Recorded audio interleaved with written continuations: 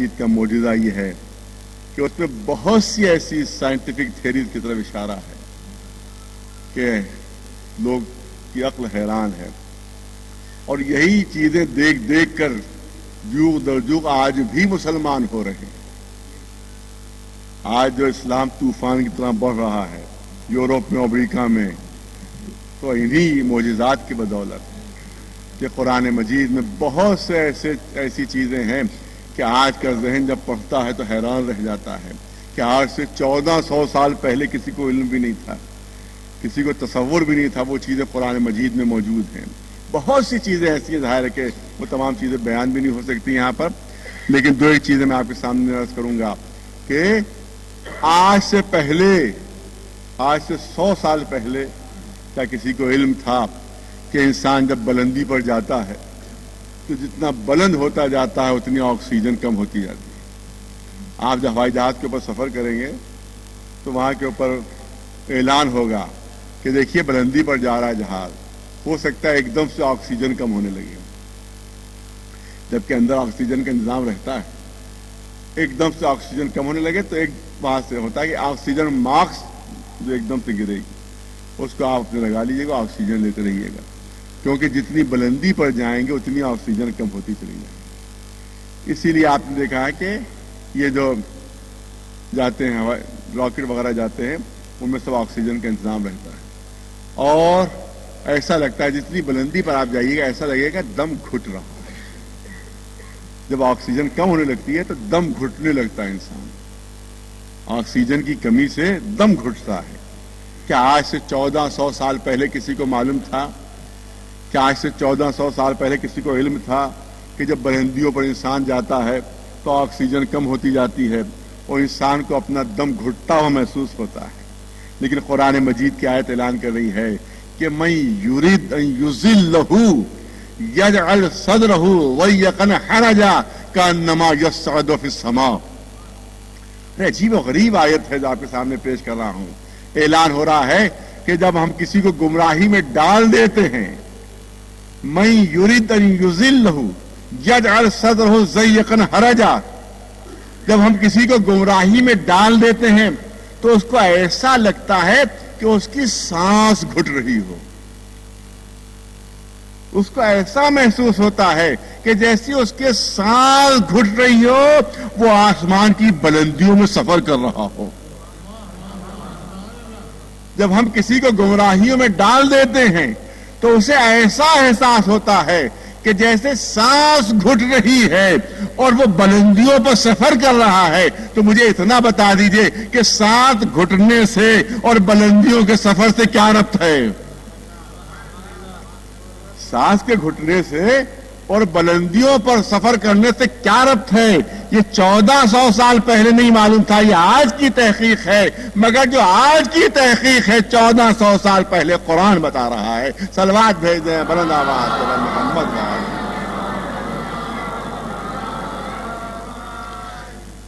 اچھا آپ دیکھیں کہ یہ سب انجیکشن وغیرہ یا آپریشن وغیرہ یہ سب آج کل کی ایجادات، اس سے پہلے نہ انجیکشن تھا نہ کچھ تھا۔ یہ موجودہ میڈیکل سائنس کی تحقیق ہے۔ وہ میڈیکل سائنس کی تحقیق یہ ہے کہ انسان کو تکلیف صرف کھال میں ہوتی ہے، انسان کو جو تکلیف کا احساس ہے صرف کھال میں ہوتا ہے، کھال ہی میں کچھ اعصاب ہیں، کچھ ٹیشوز ہیں کہ جس کی وجہ سے انسان کو تکلیف کا احساس رہتا ہے۔ لیکن اگر کوئی چیز سوئی وغیرہ کوئی چیز ڈالی جائے تو جب تک کھال سے گزرتی رہتی ہے تکلیف رہتی ہے، اور ادھر کھال سے گزر کر گوشت کے اندر پہنچتی ہے تکلیف کا احساس ختم ہو جاتا ہے، تکلیف کا احساس ختم ہو جاتا ہے۔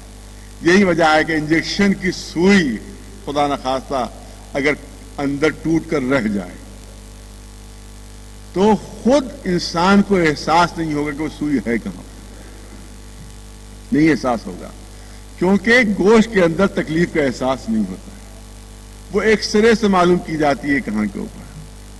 کئی کیسز کسی زمانے وہاں پہ آئے کہ صاحب وہ چھرے کسی نے مارے تھے، وہ ان کے پیٹ کے اندر گھس گئے چھرے، اب ان کو پتہ ہی نہیں تھا کہ وہ ہیں کہاں کے اوپر سے۔ معلوم ہوا کہ جب ایکس رے ہوا تو پتا چلا کہ وہ فلاں مقام کے اوپر چھرے موجود ہیں. اگر تکلیف محسوس ہوتی رہتی تو بتا دیتا کہاں پر ہے، لیکن کیونکہ تکلیف محسوس نہیں ہو رہی تھی لہذا پھر وہ بتا نہیں سکتا. خود میرے ہی چچا، ان کا انتقال ہو گیا، وہاں پاکستان میں تھے، وہ پولیس میں تھے. کسی زمانے میں ان کا ڈاکوؤں سے مقابلہ ہوا تھا، تو ڈاکوؤں نے جو گولی چلائی تھی تو ان کے گردن کے اندر چلی گئی. بہت بچ گئے تھے وہ، گردن کے اندر چلی گئی تھی گولی، پستول کی گولی گردن کے اندر تھی، آخر عمر تک گردن کے اندر رہی. یہ بالکل گھر کی بات بتائی جا رہی ہے. آخر عمر تک وہ گردن کے اندر رہی. ہم لوگ کی ملاقات ہوتی تھی، ہم لوگ پوچھتے تھے کہاں ہے، کہاں ہے بھائی احساس ہی نہیں کہاں پر ہے، احساس ہی نہیں کہاں پر ہے. ہاں جب ایکس رے وغیرہ ہوا تھا اس وجہ سے سب پتا چلا تھا کہ فلاں مقام کے اوپر وہ گولی پھنسی ہوئی ہے.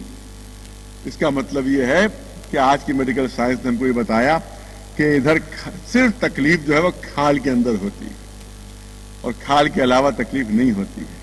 اب قرآن مجید کی آیت سن لیجیے. ایک صلوات بھیج دے بلند آواز سے.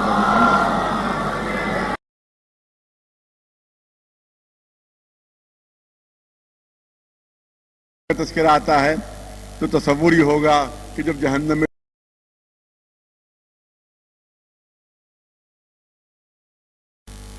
گوشت ہڈیاں سب جل جائیں گی. نہیں، ایسا نہیں ہے. قرآن مجید میں ایسا کوئی تصور پیش نہیں کیا گیا کہ جہنم میں جب گناہگار ڈالے جائیں گے تو جل بھن کر راکھ ہو جائیں گے. قرآن مجید میں کیا تصور پیش کیا گیا وہ آپ کے سامنے پیش کرتا ہوں. آیت سورہ نساء کی آیت ہے، شاید یاد آ رہا ہے 156 نمبر اس کا، جہاں تک ذہن کام کر رہا ہے کہ سورہ نساء میں آیت نمبر 156 ہے. اس میں یہ اعلان ہو رہا ہے کہ ان الذین کفروا بآیاتنا،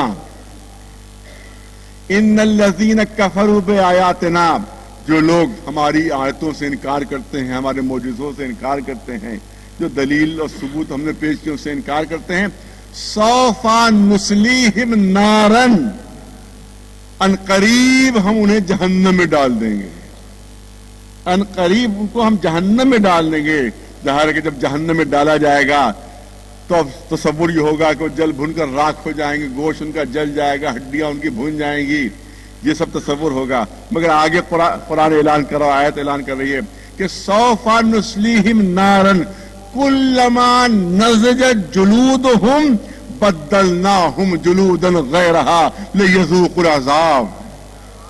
جب ان کی کھال جل جائے گی، ارے توجہ رہے، جب ان کی کھال جل جائے گی تو ہم نئی کھال تبدیل کر دیں گے، اور بار بار ان کی کھال تبدیل کرتے رہیں گے.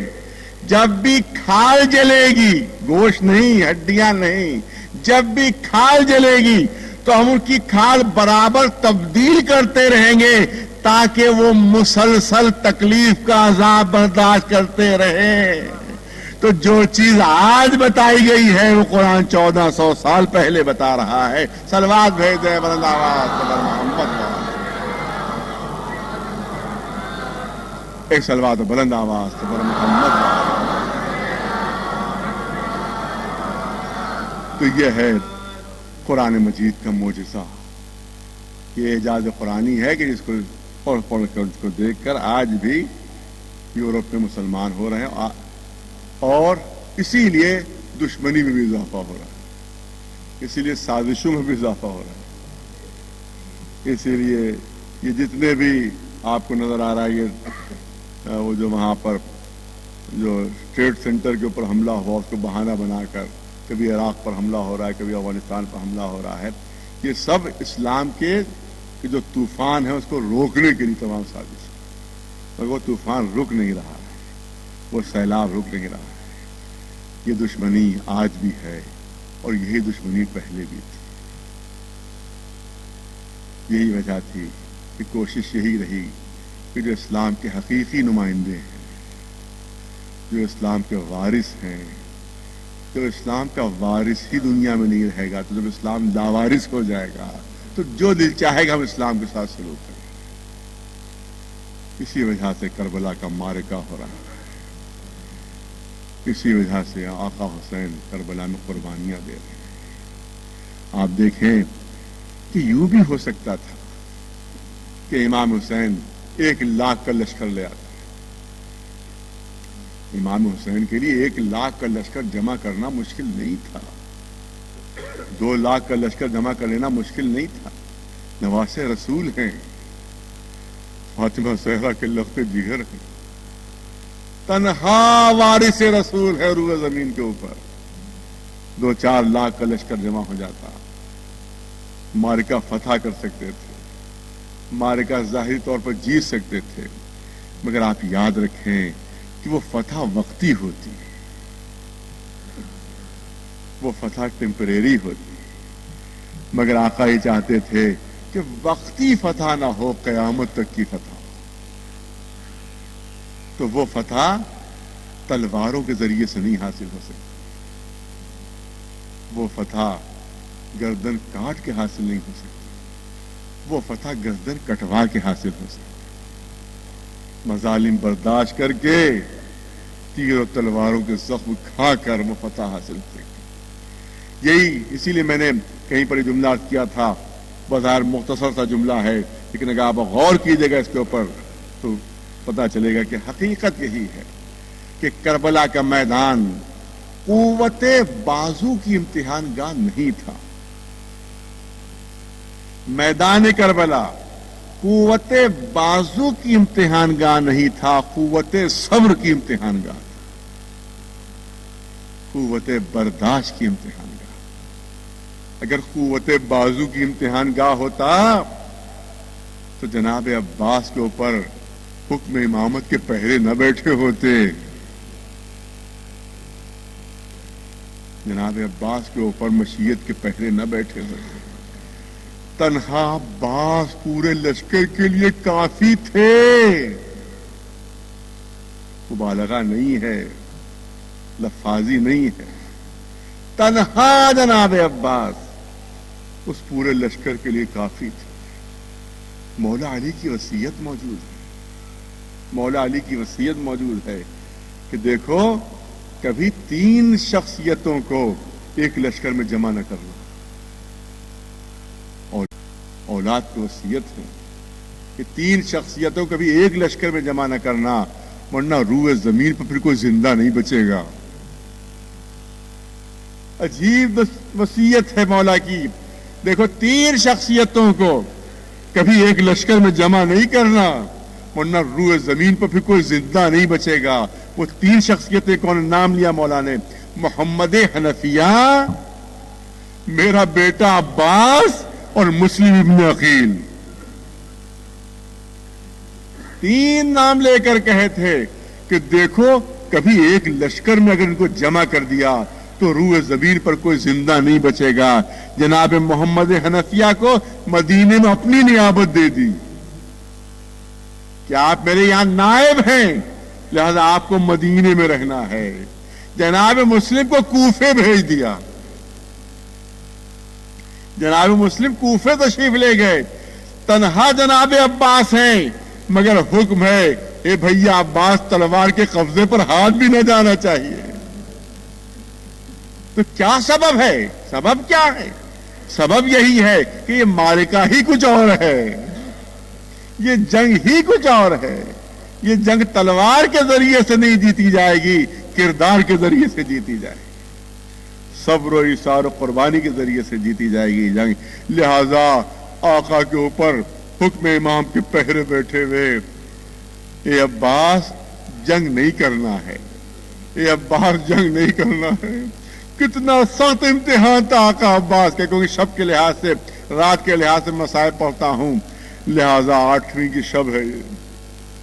چند جملے مولا عباس کے سلسلے میں عرض کر دوں. کتنا سخت امتحان تھا جناب عباس کا کہ اون محمد کے لاشیں آ گئے.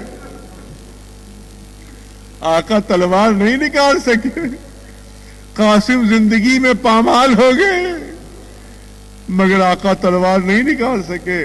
بلکہ میرا تو عقیدہ یہ ہے کہ تلوار نکالنا کیسا، تلوار کے قبضے پر ہاتھ جانا کیسا۔ ارے جناب عباس نے تلوار کو نظر بھر کے دیکھا بھی نہیں ہوگا، کیونکہ آقا کا حکم نہیں ہے، آقا کی مصلحت نہیں ہے۔ اور آخر میں اب روایت کہتی ہے ہاتھ جوڑے سامنے کھڑے ہوئے ہیں، آقا اب تو مرنے کی اجازت دے دیجیے۔ اے عباس تم تو میرے لشکر کے علمدار ہو، تم تو میرے لشکر کی زینت ہو۔ نظر یمیناً و شمالا، روایت کہتی ہے دائیں طرف دیکھا بائیں طرف دیکھا، اے آقا وہ لشکر کہاں رہا کہ جس کا علمدار تھا؟ اب جہاں لشکر ہے وہی علمداری کروں گا۔ یہی وقت تھا کہ روایت کہتی ہے کہ بچے جیسی بچوں کو خبر ہوئی کہ چچا عباس مرنے کی اجازت مانگ رہے ہیں، تو صاحب ریاض القدس تحریر کرتے ہیں کہ سارے بچے فریاد کرتے ہوئے خیموں سے باہر نکل آئے تھے، فریاد کرتے کہ ہائے پیاس ہمیں مارے ڈال رہی ہے، ہائے پیاس ہمارا کلیجہ بھونے دے رہی ہے۔ عجیب منظر کشی کی ہے صاحب ریاض القدس نے کہ بچے خیموں سے باہر نکل تو آئے تھے، مگر عالم یہ تھا کہ 2 قدم چلتے تھے زمین پر گر پڑتے تھے اور فریاد کرتے تھے کہ پیاس مارے ڈال رہی ہے۔ امام حسین نے فرمایا اے بھیا عباس مرنے جانا چاہتے ہو تو اب بچوں کو تو حال دیکھ لو، کتنے بچے ہیں جو پیاس سے دم توڑ چکے ہیں۔ تھوڑا سا پانی کا اہتمام کرتے جاؤ۔ ہاں عزاداروں، تفصیل عرض نہیں کرنا ہے، مشق سکینہ لے کر نکلے۔ روایت کہتی ہے ایک ہی حملے میں فرات پر قبضہ کر لیا، پانی مشق میں بھرا، مشق لے کر پلٹے، کسی کی ہمت نہیں کہ سامنے سے آ کر حملہ کر سکے۔ سرداران لشکر جتنے تھے سب کو پسر سعد نے جمع کیا کہ اگر یہ پانی خیام حسینی تک پہنچ گیا تو غضب ہو جائے گا، لہذا کوئی ایسی ترکیب ہونا چاہیے کہ پانی نہ پہنچ پائے۔ ان سرداروں نے کہا کہ ہم عباس کو دیکھ رہے ہیں، ہماری نگاہیں عباس کے اوپر ہیں، ہم یہ دیکھ رہے ہیں کہ عباس کی ساری توجہ مشق کی طرف۔ وہ سردار بولے، پسر سعد کے لشکر کے سردار بولے کہ ہم دیکھ رہے ہیں کہ عباس کی پوری توجہ مشق کی طرف ہے، سامنے تو آ کر کوئی حملہ نہیں کر سکتا، کسی کی ہمت نہیں سامنے آ سکے، مگر کیونکہ پوری توجہ مشق کی طرف ہے تو ہو سکتا ہے چھپ کر حملہ کامیاب ہو جائے، لہذا کسی کو چھپا دیا جائے، چھپ کر حملہ ہو۔ عزاداروں ایک درخت کی آڑ میں ایک ملعون تلوار لیے انتظار کر رہا ہے۔ آقا کی پوری کوشش کہ مشق محفوظ رہے، کوئی تیر نہ پڑنے پائے، کوئی نیزہ نہ پڑنے پائے، کوئی تلوار نہ پڑنے پائے، پوری توجہ مشق کی طرف ہے۔ اگر جیسے ہی درخت کے قریب سے گزرے چھپ کر وار ہوتا ہے، ایک ہاتھ کٹ گیا۔ عزاداروں اب ایک ہاتھ ہے جو موجود ہے، اسی سے علم بھی سنبھالنا ہے، اسی سے نیزے سے جنگ بھی کرنا ہے، اسی سے مشق سکینہ بھی سنبھالنا ہے۔ آقا نے ایک ہاتھ سے یہ 3 کام کیسے انجام دیے ہوں گے یہ ہمارے آقا ہی کا دل جانتا ہے، مگر پھر چند قدم آگے بڑھے تھے، پھر چھپ کر حملہ ہوتا ہے، دوسرا ہاتھ بھی کٹ گیا، عزاداروں علم گر گیا، عزاداروں نیزہ گر گیا، مگر وفادار عباس نے مشق سکینہ نہیں گرنے دی۔ حمید ابن مسلم جو دشمن کا راہی ہے واقعات لکھنے کے لیے کہتا ہے میں پورا منظر دیکھ رہا تھا، عباس کے دونوں ہاتھ کٹے ہوئے تھے،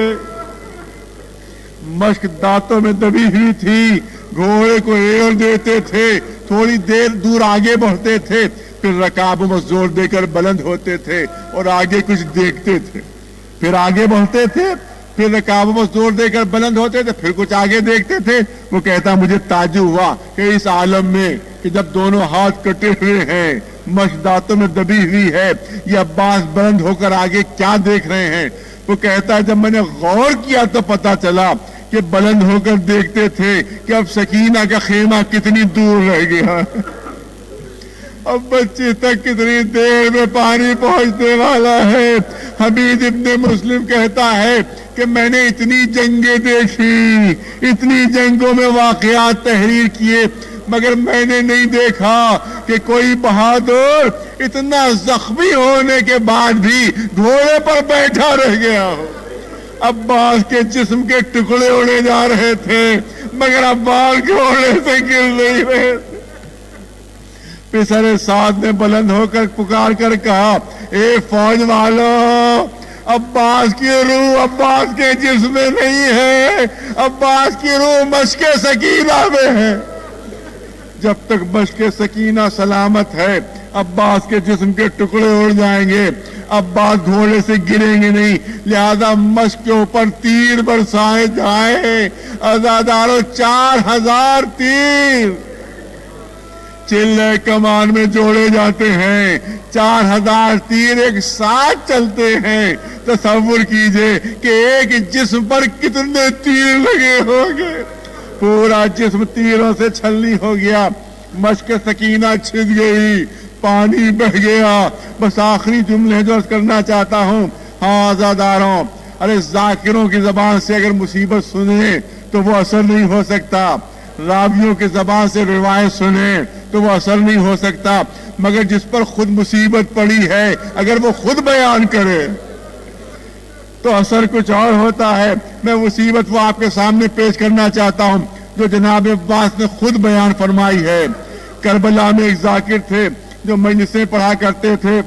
ایک مرتبہ خواب میں جناب عباس تشریف لاتے ہیں، انہی نے قدموں پر سر رکھ دیا، اے آقا کیسے زحمت کی، اے آقا کیسے تشریف لائے۔ جناب عباس فرماتے ہیں، آقا فرماتے ہیں، اے مجلسوں کے پڑھنے والے، تو میری مصیبت نہیں پڑھتا۔ وہ کانپ گئے، تھرا گئے، اے آقا آپ یہ کیا کہہ رہے ہیں؟ ارے میرا طریقہ تو یہ ہے کہ جب تک آپ کا تذکرہ نہ کر لوں اس وقت تک مجلس ختم نہیں کرتا۔ یہ آپ کیا فرما رہے ہیں کہ میں مصیبت آپ کی نہیں پڑھتا؟ کہ تجھے کیا معلوم مجھ پر کیا گزر گئی؟ آقا کون سی مصیبت ایسی ہے جو آپ پر گزری اور ہمیں معلوم نہیں؟ کہ دیکھ، جب میرے دونوں ہاتھ کاٹ دیے گئے تو مجھ پر تیروں کی بارش کر دی گئی، پورا جسم تیروں سے چھلنی ہو گیا، مشک سکینہ چھن گئی، پانی بہ گیا، ایک تیر میری آنکھ میں آ کر پیوست ہوا۔ عزادارو ذرا انصاف کیجئے، اگر کسی کی آنکھ میں ایک خاک کا ذرہ بھی پڑ جاتا، خاک کا ذرہ بھی پڑ جاتا ہے تو جب تک وہ ذرہ نکلے نہیں اس وقت تک انسان کو چین نہیں آتا۔ آقا کی آنکھ میں بھرپور تیر پیوست، فرماتے ہیں مجلسوں کے پڑھنے والے، ارے تیر جو آنکھ میں آ کر لگا تو اتنی اذیت ہوئی، اتنی تکلیف ہوئی کہ میں ہاتھوں کی تکلیف بھول گیا، مگر مجھے اتنا بتاؤ کہ تمہارا عباس کرتا تو کیا کرتا؟ دونوں ہاتھ کٹے ہوئے تھے، اگر ہاتھ موجود ہوتے تو ہاتھوں کے سہارے وہ تیر نکالتا، ہاتھ کٹے ہوئے تھے، اذیت بڑی تھی، تکلیف بہت تھی۔ فرماتے ہیں میں نے سر کو زور سے جھٹکا دیا کہ سر کو جھٹکا دینے سے وہ تیر نکل جائے، کیونکہ میرے ہاتھ تو موجود نہیں تھے، مگر وہ اتنا گہرا پیوست ہو چکا تھا کہ سر کو جھٹکا دینے سے وہ تیر نہیں نکل سکا۔ تو صرف ایک ہی طریقہ تھا کہ جس سے یہ تیر نکل سکتا تھا، میرے دونوں ہاتھ کٹے ہوئے تھے، اذیت بہت تھی، تکلیف بہت تھی، صرف ایک ہی طریقہ تھا کہ جس سے یہ تیر نکل سکتا تھا کہ میں اپنے زانوؤں کو اونچا کرتا اور اپنے سر کو جھکاتا، زانوؤں کو اونچا کرتا، سر کو جھکاتا اور زانوؤں کے درمیان تیر کا سرا دبا لیتا، زانوؤں کے درمیان تیر کا سرا دبا لیتا کیونکہ ہاتھ موجود نہیں تھے، زانوؤں کے درمیان تیر کا سرا دبا کر آہستہ آہستہ اپنے سر کو اونچا کرتا۔ ارے اس طریقے سے یہ آنکھ کا تیر نکل سکتا تھا، میرے ہاتھ کٹے ہوئے تھے، مگر اے مجلسوں کے پڑھنے والے، جیسے ہی میں نے اس ارادے سے سر جھکایا، یہی وقت ہے گردے ذرا باہر، میرے سر پر پڑتا ہے، سر شگافتہ ہو جاتا ہے، اور آ کر زمین پر گرتے ہیں۔ ارے جعفر تستری لکھتے ہیں، اے شیعو تمہیں خبر نہیں تمہارے آقا عباس پر کیا گزر گئی۔ ارے جتنے بھی شہید گھوڑے سے گرے ان کے ہاتھ